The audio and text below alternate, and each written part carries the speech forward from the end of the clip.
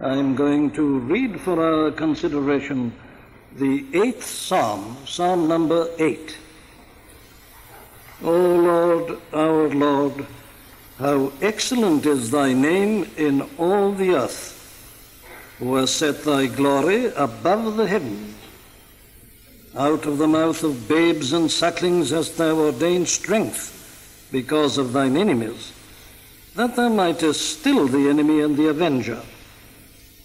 When I consider thy heavens, the work of thy fingers, the moon and the stars which thou hast ordained, what is man that thou art mindful of him, and the son of man that thou visitest him?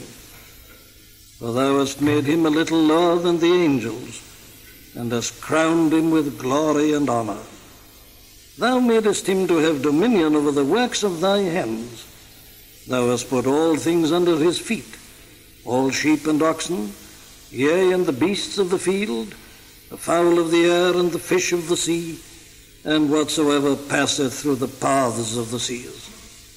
O Lord, our Lord, how excellent is thy name in all the earth. I want in particular to deal with verses 3 and 4. When I consider thy heavens, the work of thy fingers, the moon and the stars which thou hast ordained, what is man that thou art mindful of him, and the son of man that thou visitest him? The charge that is perhaps most commonly brought against those of us who are Christian in this present age and generation is the charge that we are men and women who have shut ourselves out from life and have drawn down the shutters of the blinds.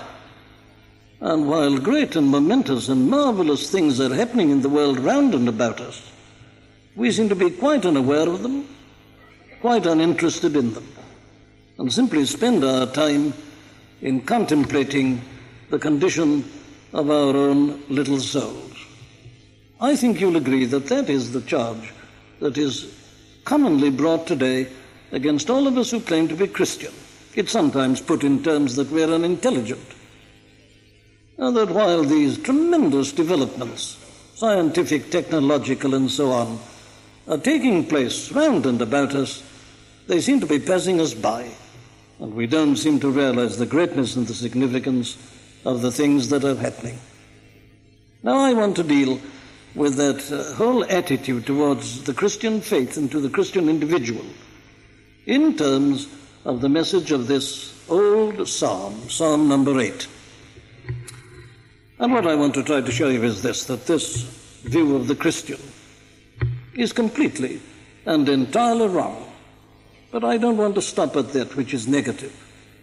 I want to suggest that the only man who really does understand the significance of what is happening today is the Christian. And yet, you see, people commonly think of us as those who are quite outside all this and unaffected by it and uninterested in it. Why is this? Well, I think I can give you the explanation.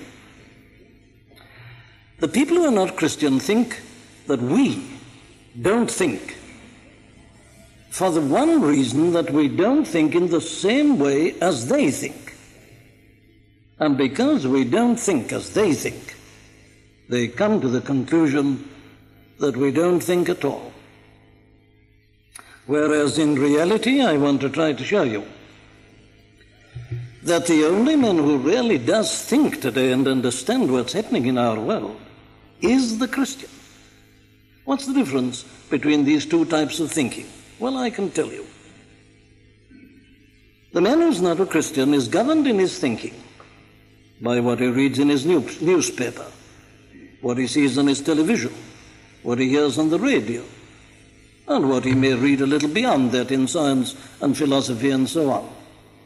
He's governed in his thinking by that.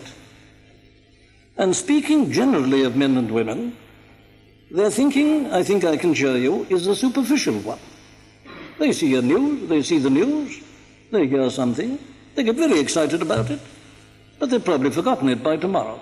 Something else happens. And thus they live from hand to mouth, hopping from one excitement to the next, but never really thinking seriously, never really examining in depth what is happening. Now, the Christian, on the other hand, is in a very different position. The Christian is a man whose thinking is controlled and determined and governed by the teaching of this book, which we call the Bible. Here he claims he has a world view, and he's subservient to this, and he examines everything that happens in the light of the teaching of this word.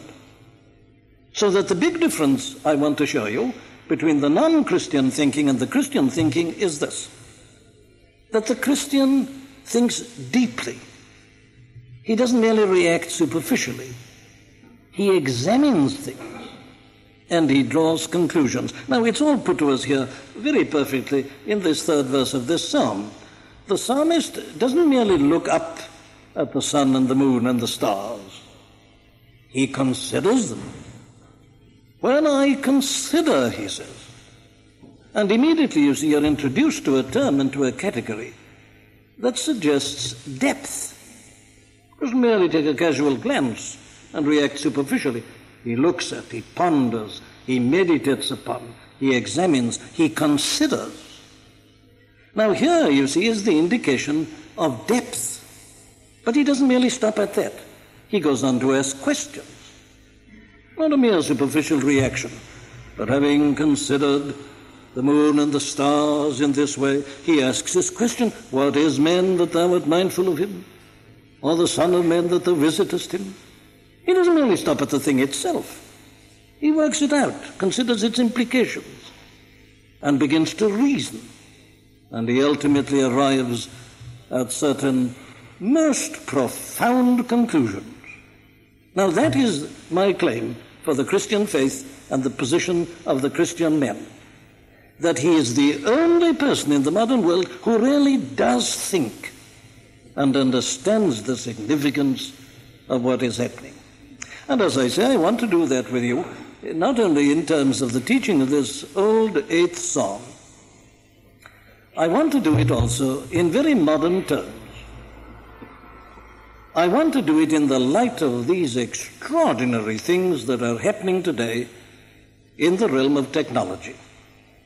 You all remember, of course, how on the 20th of July in 1969, the Americans brought off that most extraordinary and astounding feat of technology, namely, they were capable of landing 2 men on the surface of the moon. It is beyond any question one of the most amazing and remarkable things that has ever happened in the long history of the human race. They've conquered the force of gravity and various other forces, and there we were able to look at 2 men literally, actually walking on the surface of the moon. And as you know, they've repeated this more than once. Now then, I want to consider that with you in the light of this teaching. And what I'm concerned to do is this, that we should all test ourselves this evening. Are we thinkers or are we not? We can test ourselves in the light of our reaction to this astounding achievement of the American technologists. And as I say, in doing so, we shall discover clearly whether we are Christians or whether we are not Christians. And at the same time discover whether we are true thinkers or whether we are not. Here's the question. As you looked at those 2 men, and as you have looked at them more than once, walking on the surface of the moon and doing various other things, what effect did it have upon you? How did you react to it? What difference has it made to you? Here is the great test, it seems to me. And I want to show you the great difference between non-Christian thinking and Christian thinking. Very well, let's do so. Here you have 2 men, one Christian, one non-Christian, looking up at the same event, the same fact. They're both looking up at the moon and the stars. How do they react to it? Well, as I say, the non-Christian looks up and says, isn't it wonderful? Isn't it remarkable? Isn't it amazing? And then he forgets all about it and is taken up by some other interest. But the Christian men looking up at that same moon, when I consider The heavens, the work of thy fingers, the moon and the stars. You see, here's a man looking up at the moon and the stars into the heavens. What conclusion does he arrive at? Well, he arrives at this conclusion: the marvel and the wonder of the universe. He's amazed and astonished at its greatness, the wonder, the marvel of it all. But I can hear somebody saying immediately, wait a minute now, you can't get away with that. You mustn't try to claim, says somebody, that you Christians are the people who understand the marvel and the amazing character of the universe. For surely, says this non-Christian, the fact is that it is you Christians who have been the obscurantists throughout the centuries. It is you who have put the brake on scientific advance and development. Surely, he says, you mustn't say this. It is you Christians who have opposed scientific advance. The Bible has held people back and has blinded them. Isn't this the case? And as you know, at this point, they bring out the famous argument.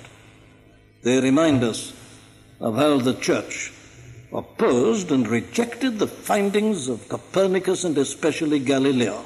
You see, that's your church, that's Christianity.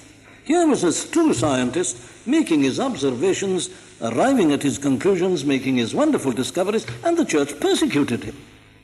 You mustn't say that you understand the mystery and the marvel of the universe better than anybody else. You Christians have been the people who have confined the view of the universe and have withstood the forward march of science and her brilliant discoveries. Now, you're probably very familiar with this argument. What is the answer to it? Well, it's perfectly simple. It is true to say that the church opposed and persecuted Galileo. But let us not forget, my friends, that it was the Roman Catholic Church that did that. And why did she do that? It wasn't because of the Scriptures. I can tell you why they opposed it. The Roman Catholic Church has always based her teaching not only on the Bible, but also on Greek philosophy, and particularly the teaching of the philosopher Aristotle. And these men, these Greek philosophers, claimed that they could elaborate a scientific view of the universe as the result of pure reason, and they'd done so. And they said, this is the only truth. It wasn't the Scriptures, it was their reasoning. And because the findings of Galileo didn't fit in with their reasoning based on Greek philosophy, they rejected it and they said it was wrong. So the answer is that there has never been any real conflict between the teaching of the Bible itself and the discoveries of science. But there has been a conflict between the dogma of the Roman Catholic Church based on Greek philosophy and true science. Now, that is the first part of the answer, and I think it's important people should realize this. It isn't the Bible that's opposed it. It is that particular church and her teaching. But I can go further. If you read certain modern historians, and some of the best and the greatest, take, for instance, the Master of Balliol in Oxford, Mr. Christopher Hill, one of the greatest living historians. You read his works and you'll find this. He's not a Christian, says so avowedly, but he says that nothing gave a greater impetus to scientific research and development than the Protestant Reformation. It freed the minds of men from the incubus of this Greek philosophy. It stimulated their understanding, set them at liberty, and so encouraged scientific endeavor and advance. And if you're interested in the Royal Society, no greater honor can come to a scientist in this country than to be made a fellow of the Royal Society. You read its history, and you'll find that the Royal Society very largely came into being as the result of the Puritan era and the time of the Commonwealth and Oliver Cromwell. In other words, true Protestantism, which is a true understanding of the Scriptures, far from limiting the advance of science, has provided it with its greatest stimulus. These are sheer facts of history. So I claim again that it is only the man who is governed by the teaching of this book who really has a true conception of the greatness and the grandeur and the marvel of the universe. But let me put it like this to you. I want to prove this point. It's so important. You see, people talk and think glibly, and they dismiss Christianity. They say they alone have an understanding of this greatness, but they haven't. It's all on the surface, and I can prove it like this to you. Go to a modern man, let him be a scientist or anything you like, who's not a Christian, and ask him to look at the universe and to explain it to you. Ask him to tell you how it came into being. Ask him how it was possible for these men to land on the surface of the moon. And you know what he'll tell you is this, that this universe of ours is more or less an accident. Everything that is the result of the interaction of blind forces. There's no God, there's no creator. There were some original gases, they don't tell us where they came from, but they postulate some original gases. Then a great big bang, an explosion took place, according to one school. And as a result of this explosion, certain things solidified, hence our cosmos, our universe, all an accident. And others say that it's all some kind of continuous creation, that matter's eternal, and that it all just happens, it's all accident and chance. They say there are no rules and regulations. In other words, they ask you to believe that all the marvel and the wonder of the flowers and the animals and the mountains and the valleys and the streams and all these extraordinary regulations and rules in nature which make these technological achievements possible, that it's all blind chance and accident. My dear friends, that's not rational. That is to be irrational. You see, this achievement was made possible because there are certain laws and certain rules. That's the basis of scientific discovery. You can rely upon them. They're called the laws of nature sometimes. But where have they come from? Is all this accident and chance? I say that a view that it tries to explain things in that way, which isn't an explanation at all, has completely failed to realize the grandeur and the bigness and the greatness of creation. If you want to have a true view of creation and of nature, here it is. When I consider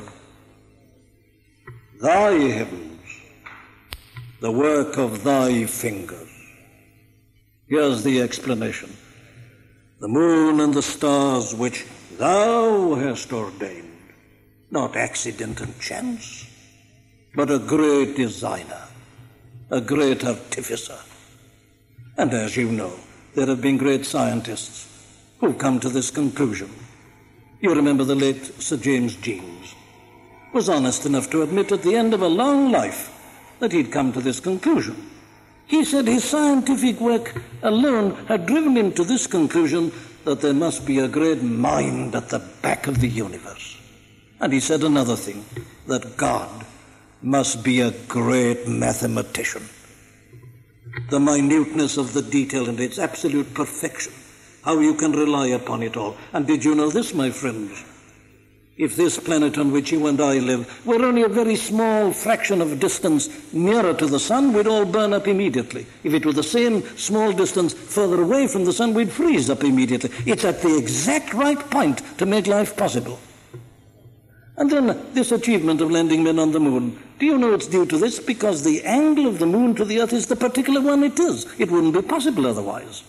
And all these other marvelous and wonderful and amazing things.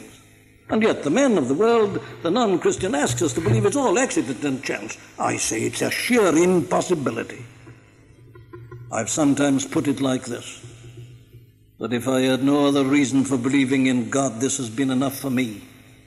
When I think of the marvel and the wonder of the human eye, its subtlety, its delicacy, its balance, its refinement, to ask me to believe that this is the result of accident and chance or some blind force is to insult my intellect. No, no. It has upon it the marks of an almighty creator, an eternal designer, the only man who really sees the marvel and the wonder of the universe is the man who starts by saying, O Lord, our Lord, how excellent is thy name in all the earth, who has set thy glory above the heavens, and sees everything as but the works and the marks of the fingers of an almighty God, the Creator. Now that's the first conclusion this man comes to. He doesn't just look up and say, isn't it wonderful? He says, isn't God wonderful? Isn't God great and glorious? He's made everything out of nothing, and he's made it all so perfectly, and he's looked upon it all and seen that it is good. Well, now that's this man's first conclusion. Tell me, my friend, I make no apology for asking you a question. You claim to be a thinker. As you watched those men walking on the surface of the moon, did it make you think like that? Or did you just go on to the next detective thriller? Or anything that might be passing? Now, this is the test of our thinking. Is it mere superficial? Or do you look at it and so look at it and consider it and say there's only one explanation of this, there's a mind at the back of it all, there's a great person, it's all so perfect, and you end by worshipping God and ascribing unto him all the praise and the honor and the glory? How did we react? But come, let me show you this man's second reaction. Having seen the marvel and the wonder of the universe in this way, he then goes on looking, and he comes to a second conclusion, and that is the uniqueness of man. Looking up at the heavens, looking at the moon and the stars, the question he asks is this: what is man? That's the result of his looking at the moon and the stars. He looks at man, the uniqueness and the greatness of man. But again, I can hear a critic saying, oh, surely you can't claim that either. Surely it is we today who take this non-Christian view and whose views are determined by science and philosophy. It is we who have the real, true understanding of the greatness and the uniqueness of man.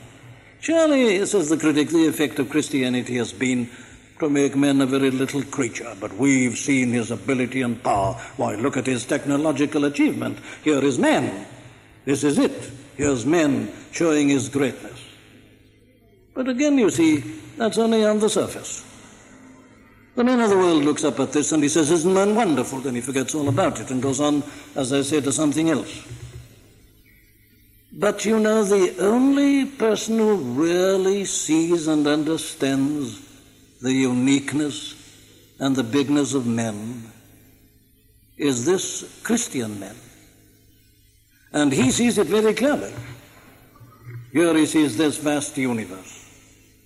And at first he begins to think like the other, that man is rather insignificant in it. That man is very small, with these vast distances, and so on. How puny man seems to be and how small. But this man goes on looking, and he comes to the conclusion that man is the biggest thing of all in the universe. Bigger than the sun and the moon, bigger than everything. He's the crowning glory of God's marvelous creation. Now again, this is something that I can demonstrate to you. Go to the non-Christian, who seems to claim that he alone has the true view of the bigness and the uniqueness and the greatness of men. But ask him, what is his real view of men today? What is the common view of men held by people today? People who are struck and amazed and marvel at these achievements, as I say, just for the moment. But what's their real view of men? And you know what their view of men is this. They say man's only an animal. Man, they say, is just an animal like the other animals. Part of his brain may have developed a little bit more, but he's nothing but an animal. And what's he for in this world? Well, you know what they say and what they do. What does the average person do today on a Sunday? He doesn't come to church, he doesn't consider what we are considering together now and use his brains. What's he doing? Well, he's probably working out football pools. Why does he do that? To get money. Why does he want money? Oh, because with money you can have food and drink and sex. And this is his view of men. Man, he says, is here to eat and to drink, to have plenty of food. Why, you needn't take my word for this. You heard a man like Lord Boothby saying it on the television some time ago. He defined the civilized life, as he called it. And what's the civilized life? Good food, good drink, good conversation. That's the civilized life. Man as an animal, satisfying his lusts and passions and desires. That's their view of men. I say it's an insult to men. They've never seen the uniqueness and the greatness of man. No, but this man does. He looks up into the heavens and he considers them in the work of God's fingers, and the moon and the stars. What is man that thou art mindful of him, and the son of man that thou visitest him? Why, he says, thou hast made him a little lower than the angels. Thou hast crowned him with glory and honor. Thou madest him to have dominion over the works of thy hands. Thou hast put all things under his feet, all sheep and oxen, yea, and the beasts of the field, the fowl of the air, and the fish of the sea, and whatever passeth through the paths of the sea. Man made in the image and likeness of God, the Lord of creation. Look at a lion, how powerful. Look at man, how weak. Yes, but man is the master of the lion. He can even master the oceans, master the force of gravity. This is man. Where has he got these faculties from? Where has he got these amazing propensities? Feeble though he appears to be, and insignificant in so vast a universe, how is man capable of all this? But here he is. Man is able to make these calculations and do it to such perfection that he can send men to the moon and bring them back. What is man? Where have these faculties come from? Is this all accident and chance? Is this just the result of some blind evolutionary force? My dear friends, it's insulting to us to suggest such a thing. No. Here's the only true view of man. Little creature though he is, he's been endowed with faculties that belong to God himself.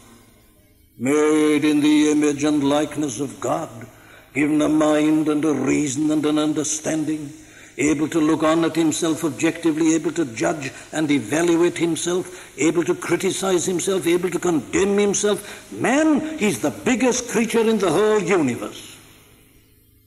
And I can prove this to you again.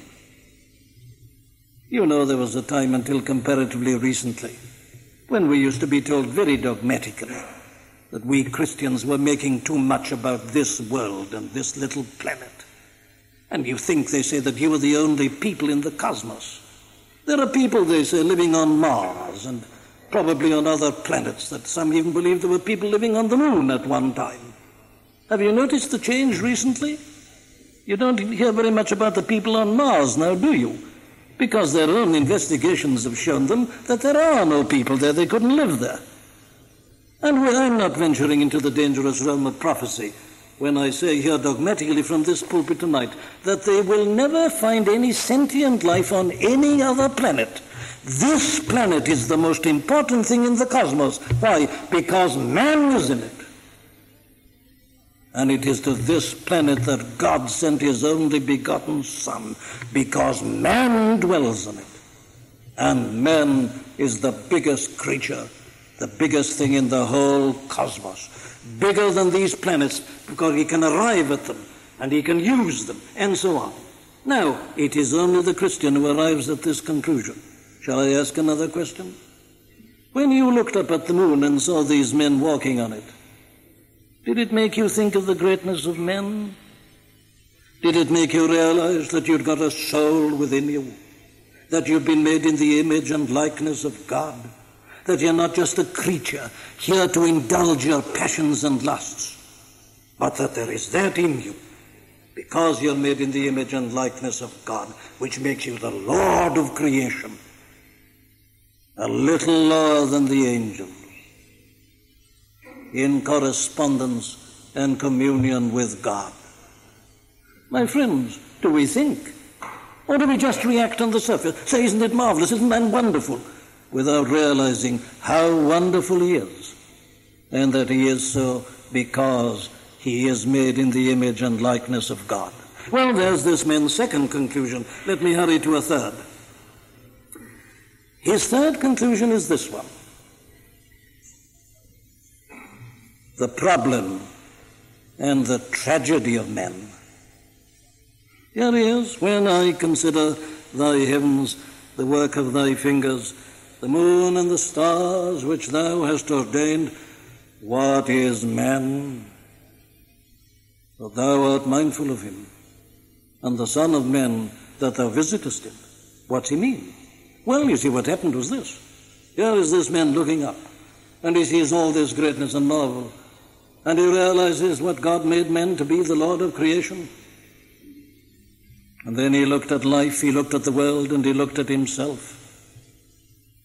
And he said, what's the matter with men? In this marvelous universe, man is the greatest problem. He's the greatest enigma. He's the greatest tragedy. He's the greatest failure. Have you ever realized this? This is where the gospel is so direct in its application to the modern man and to the modern world. My dear friends, there is nothing that makes you understand life today except the teaching of this book. Have you thought of it ever like this? Of this amazing contradiction in man? What a contradiction man is. In what respects? Well, in three main respects. On the one hand, man is a brilliant success. Here he is. Look at his technological achievement. Look what modern science is enabling men to do. Man's a genius. Man's marvelous. He's wonderful. He can harness the oceans. He can defeat the force of gravity. He can deal with the pull of the moon. He can send men there and walk in it and bring them back.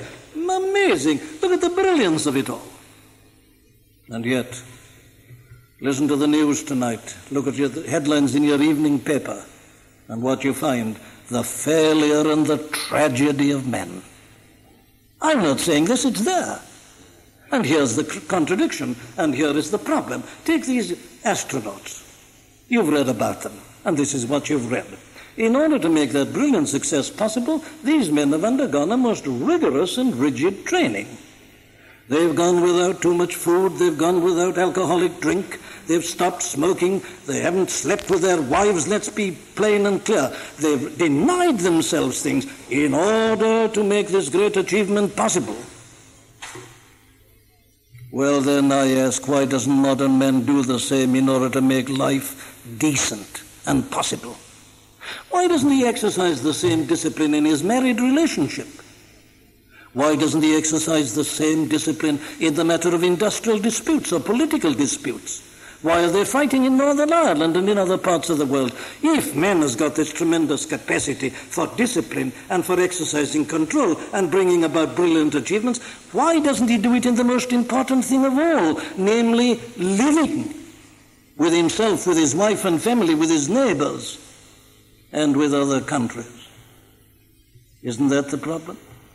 Isn't man a contradiction? Brilliant success, abysmal failure. Technologically, you can't imagine anything greater. But morally and spiritually, and in the matter of daily life and living, a hopeless and an abject failure. What's the matter? This man asks his question, looking up at the moon and seeing all this. He says, what is man? What's the matter with him? But let me give you a second example of this contradiction. Modern man is a great hero worshipper, isn't he? This is the great characteristic of this age. The great term of today is the term personality. We are hearing it until some of us are sick and tired of it.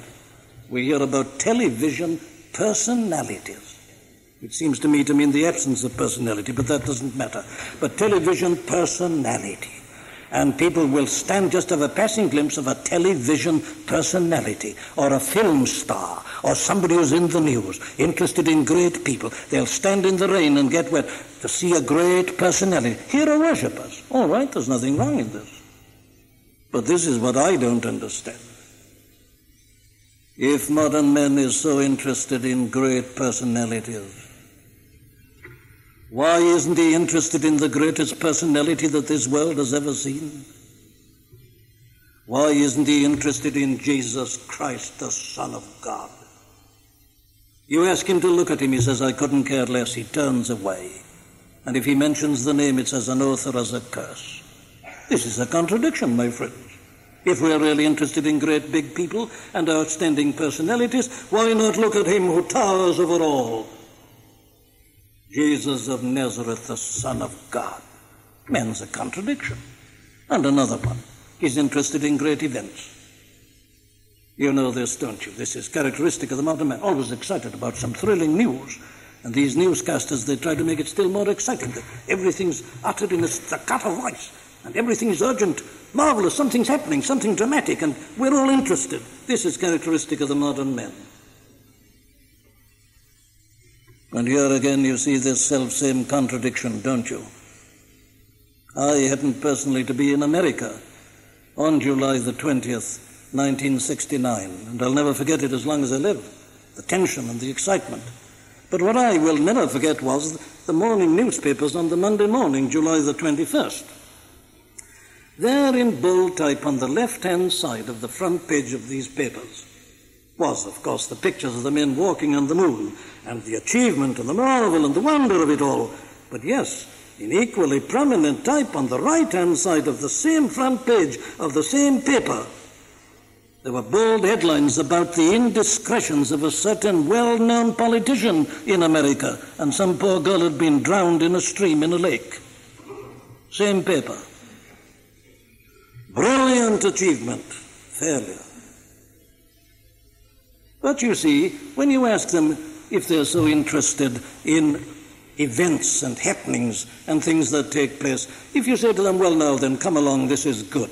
Come and look with me at the greatest, the most climactic, the most astounding thing that has ever happened or ever can happen. The death of the Son of God on a cross on Calvary's Hill.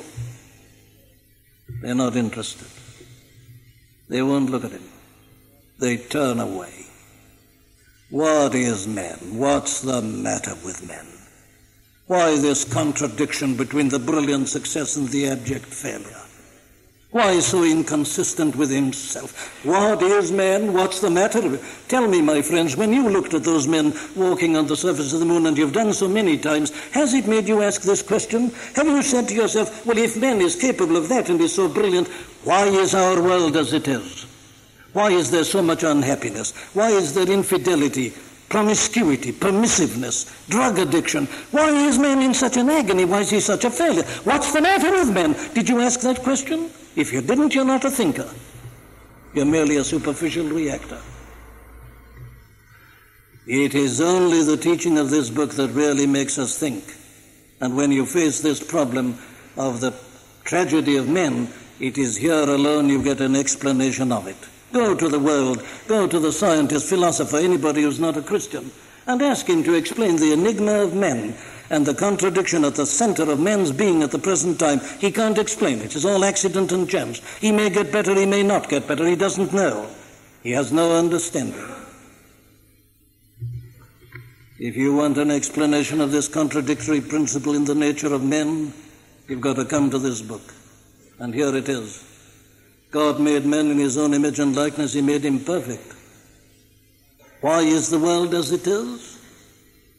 Because man, the fool, rebelled against God, wanted to make himself equal with God, said he was not to be dictated to by God. He listened to the devil who said, hath God said? God has no right to say. God's keeping you down. Stand up to him and you'll be like God yourself. And man's been doing this ever since. And in doing this, he's fallen.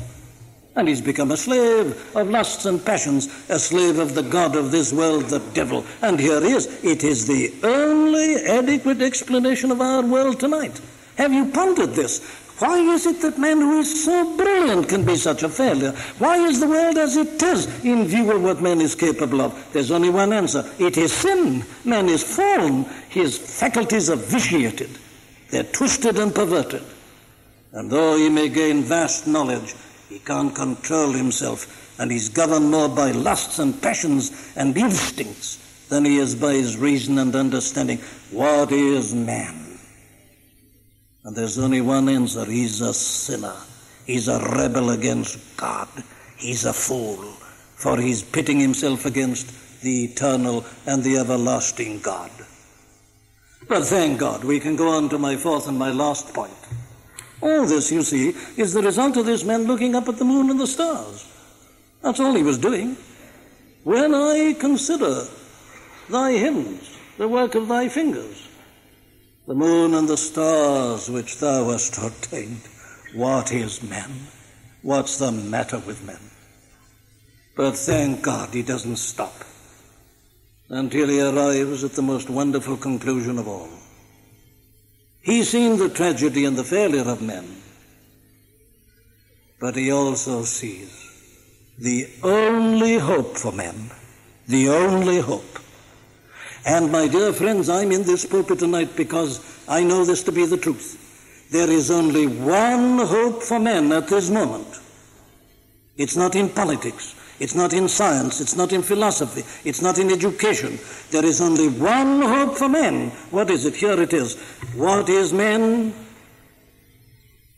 That thou art mindful of him, and the Son of Man, that thou visitest him. The only hope for the world tonight is this, that God is mindful of us. He minds us, and that means that he thinks about us. It's literally the only hope for the world. Look at the confusion, nationally, internationally, in every respect. It couldn't be worse. What hope is there? Where do you see any hope for it? This is not to criticize the politicians nor governments. We need all these things, and thank God for them. But they're patently failing to deal with the problem of men and his abject failure. Is there no hope? There is, and it is this, that this world, in spite of men, is still God's world. And God is mindful of it. He looks upon it.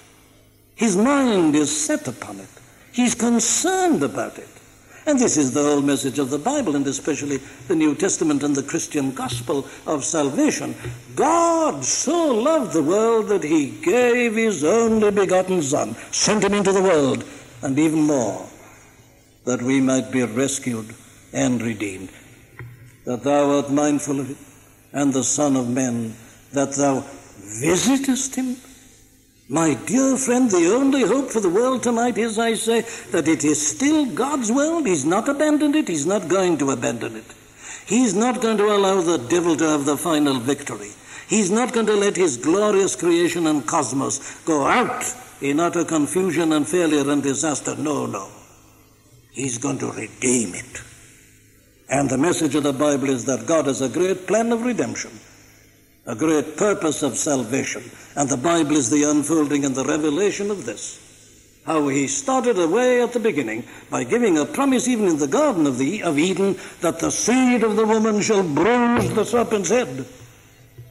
And when the fullness of the times was come, God sent forth his Son, made of a woman made under the law, to redeem them that are under the law. The great message concerning Jesus of Nazareth, who was the eternal Son of God. Why did he come into the world? He tells us, the Son of Man is come to seek and to save that which is lost. That's why he came. In spite of the folly and the arrogance of men, in spite of the fact that we deserved nothing but hell, God so loved us, he sent his Son to save us. And how does he save us? Well, not merely by teaching, not by just giving us an example that damns us. He saves us by taking our sins in his own body on the tree, by taking our sins and our guilt upon himself, and God punished us in him. God hath made him to be sin for us who knew no sin, that we might be made the righteousness of God in him.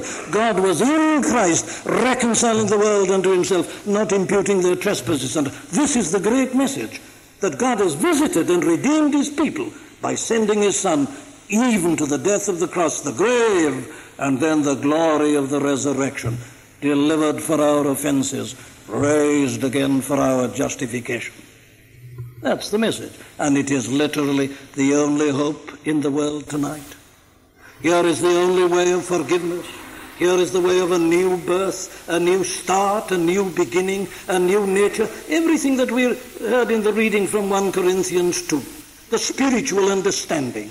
He that is spiritual judgeth all things, yet he himself is judged of no man. We have the mind of Christ, a new outlook, a new orientation, a new understanding, a new hope, a new everything, all in Christ. Shall I, as I close,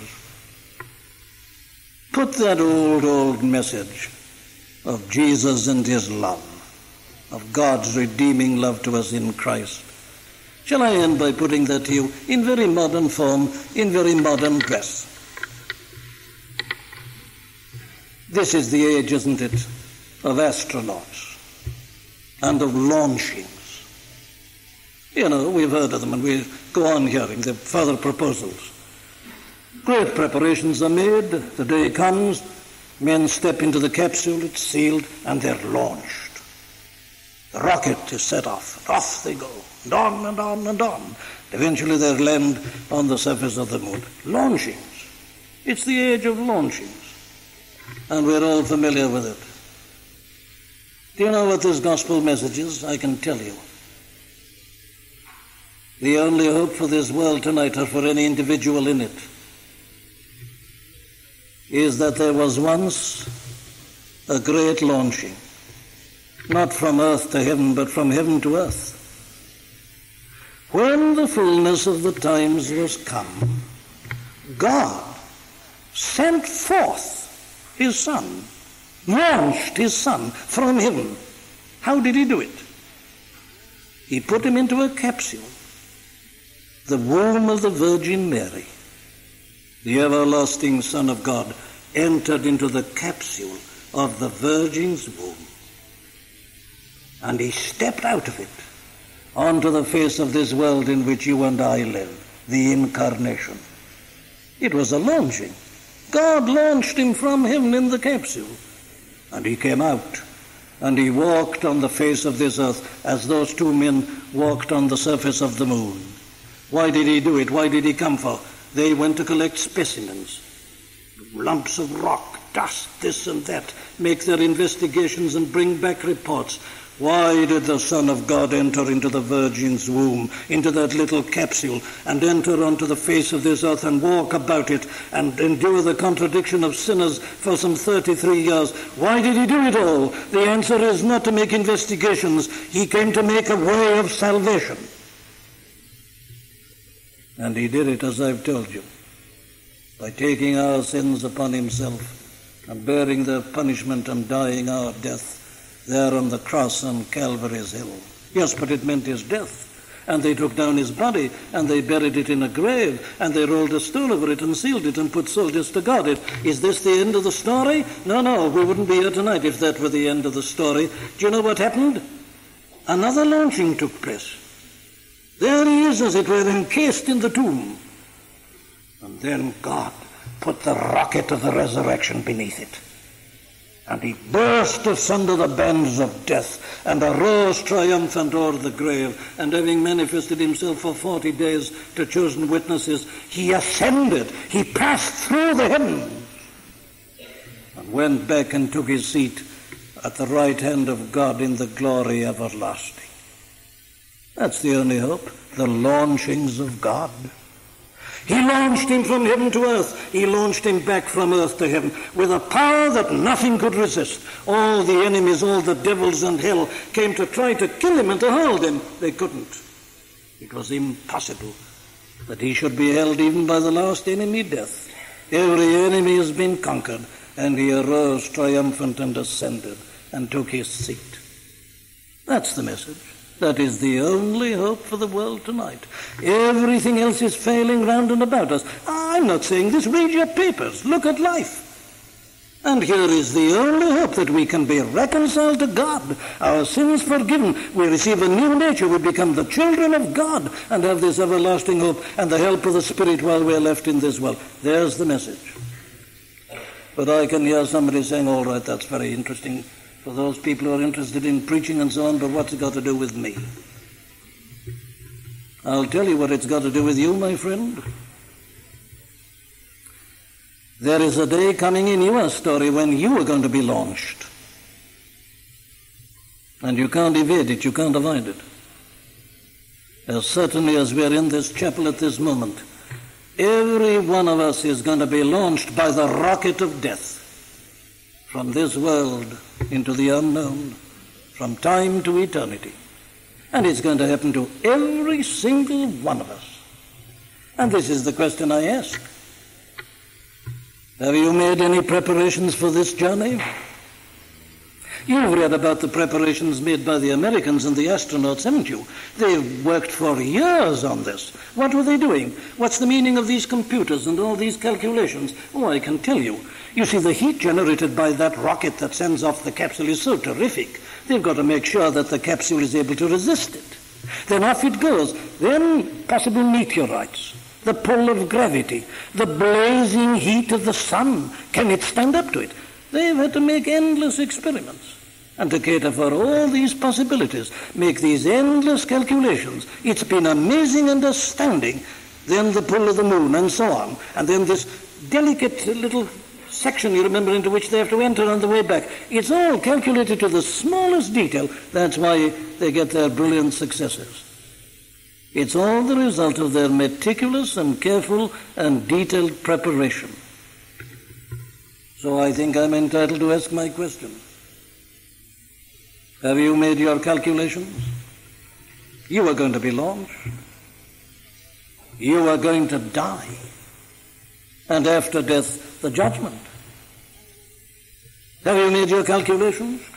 Are you ready to resist the heat of God's eternal law? Can you answer the 10 Commandments and their threatenings and their condemnation? Can you stand up to the Sermon on the Mount and its searching tests? There's the test of the saints. Here's the test of Jesus Christ himself. And there is the holiness of God.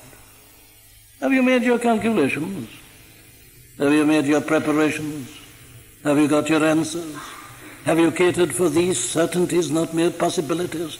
My dear friend, if you haven't, you're a fool. Don't tell me you're a thinker. You're just a fool. Here is an inexorable, ineluctable fact, the fact of death. If you haven't made full preparation for it, there's only one thing to say about you. You're an utter fool. You say, I don't believe in anything after death. Can you prove it? That isn't how astronauts are landed on the surface of the moon. They leave nothing to accident and chance. Everything is catered for. And here you have the testimony of the saints of the centuries and the prophets and the apostles and Jesus of Nazareth, the Son of God, telling you what's going to happen and about the holiness of God. Have you listened? If you haven't, you're a fool. That's the lesson of the astronauts. That's the true result of looking up at the moon. And you know, there are 2 considerations that should make us do this much more than these astronauts have done this. And what are they? Well, here they are. You know how in this great preparation for this brilliant achievement, now and again an experiment went wrong. Do you remember how 3 poor men were burned to death? They'd entered into the capsule, it was sealed, the rocket was set off, they were burned to death before it had scarcely left the ground. But that wasn't the end of the project. Why not? Well, try again. Learn the lesson of the failure, make another attempt, make certain that this doesn't happen, and every time something goes wrong, they always correct it the next time, and on it goes. Trial and error, repeated experiment, and on you can go until you have your last brilliant success. But my dear friend, with regard to you and myself, we won't be able to repeat the experiment. It is appointed unto men once to die. You can't come back and do it again. You only come into this world once, you only go out of it once. There is only one chance. How much more urgent, then, is the importance of our making this meticulous preparation than in the case of the astronauts? And the other consideration is this. You remember how each time we are told months ahead of when the great event takes place. We are told the exact date on which it's going to happen. I remember that 6 months before July the 20th, 1969, we were told it was going to happen on July the 20th, and almost the exact second, you remember, at which they were going to land on the surface of the moon. They could tell us exactly when it was going to happen and prepare us for it. And that's the other respect in which we differ from them. We don't know when it's going to happen. You don't know when you're going to be launched. Maybe tonight. Accident. Sudden death. A virus infection. Nobody can do anything for it and you're gone. Age doesn't matter. These things are no respecters of person. Our times are in his hands. In the midst of life, we're in death. Our launching may take place at any moment. We don't know when. Doesn't this increase the urgency of the importance of our making preparations? We know it's going to happen. We don't know when. We know what we've got to face. The test, the heat of the holiness of God shining upon us, shriveling us, and all these other certainties. Have you made your calculations and your preparations? My dear friends, it's my great privilege to tell you this. There's only one thing you need to do. You can never make the preparations. I can't. None of us can. No man can ever fit himself to stand in the presence of God. But this is the message of the Christian gospel, that God himself has prepared the capsule for us, tried and tested. He came into this world and was tempted in all points like as we are, yet without sin. He's undergone every test that you and I are subject to. He's experienced everything that we are called upon to experience. Everything. There's nothing left out. The capsule is the capsule of God, tried, tested, perfect. And all that you and I need to do is to step into the capsule. And immediately we are safe, and will remain safe. The essence of wisdom is to be encapsulated in Christ, to enter into him, the rock of ages, the capsule of God. And there, when the Son of God's righteousness blazes down upon us, we are covered by his righteousness. He's borne the punishment. His righteousness is positive. He gives us a holiness, and he presents us faultless before the presence of God with exceeding joy. What a message. Did the contemplation of these men in the capsule and going up and walking and coming back, did it lead you to all this? To see that you need to be encapsulated in Christ, otherwise you're going to perish.